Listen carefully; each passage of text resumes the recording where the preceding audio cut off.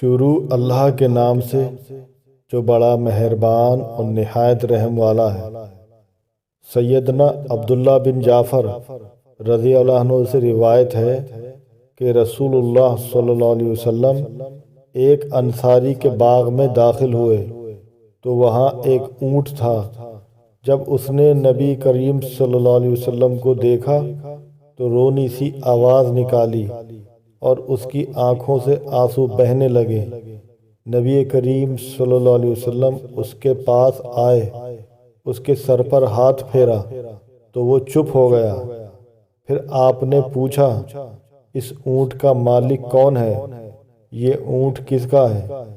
ایک انصاری نوجوان نے آ کر بتایا کہ یا رسول اللہ، یہ میرا اونٹ ہے۔